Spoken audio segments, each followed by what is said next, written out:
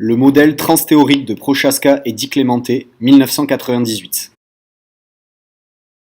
James Prochaska et Carlo Di Clemente sont respectivement le directeur et un professeur de psychologie de l'université de Rhode Island.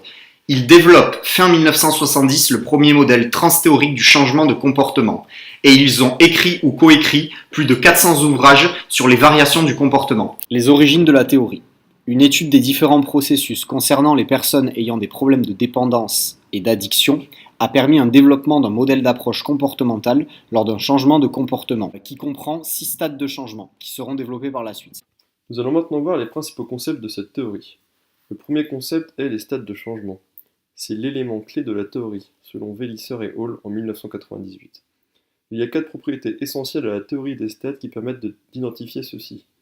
Un stade permet à l'individu de se situer dans sa progression lors de son changement de comportement. Deuxième concept, les stratégies de changement. Elles permettent de passer d'un stade à un autre.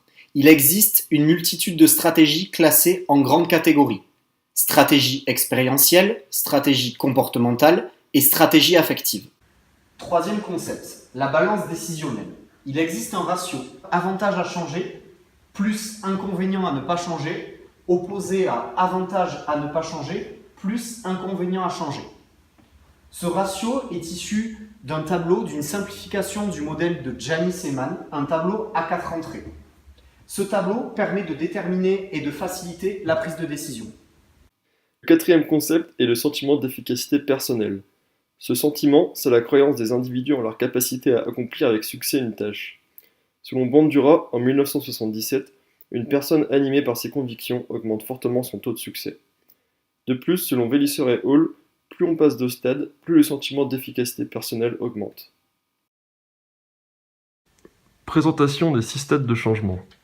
Le premier stade est le stade de précontemplation. L'individu n'a pas conscience de son problème et il n'y a aucun changement d'envisager.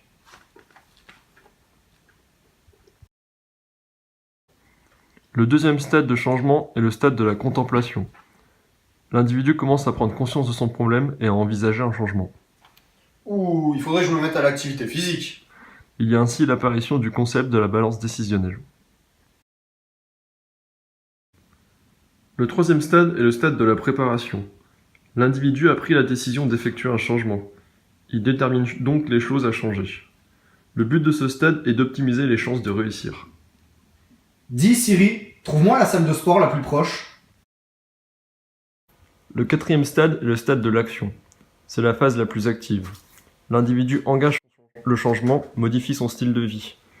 Il peut rencontrer des difficultés importantes. Le soutien de son environnement est donc primordial. C'est ici qu'intervient le concept du sentiment d'efficacité personnelle.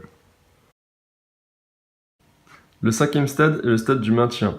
Allez, deuxième séance de la semaine. C'est une phase de consolidation. L'individu doit maintenir ses efforts pour changer. Il doit également lutter contre les tentations contraires à son nouveau comportement. Le sixième stade de changement est la terminaison.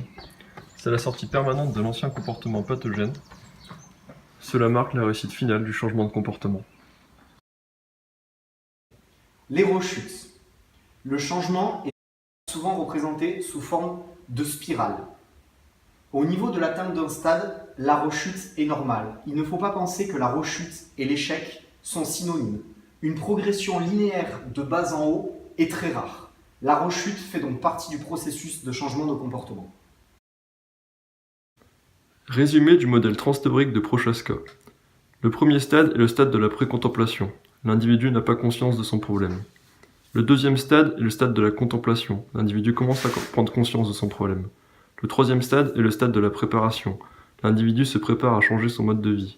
Le quatrième stade est le stade de l'action. L'individu engage le changement. Le cinquième stade est le stade de maintien. L'individu poursuit ses efforts. Pendant le stade de maintien, il y a un fort risque de rechute. On retourne alors à un stade antérieur. S'il n'y a pas de rechute, c'est la terminaison. L'individu a réussi à changer de comportement. Les éducateurs médico-sportifs utilisent des activités physiques adaptées pour aider les patients à franchir les différentes étapes pour parvenir à leur changement de comportement. Et continuez monsieur, c'est bien, vous avez fait des gros progrès dis donc!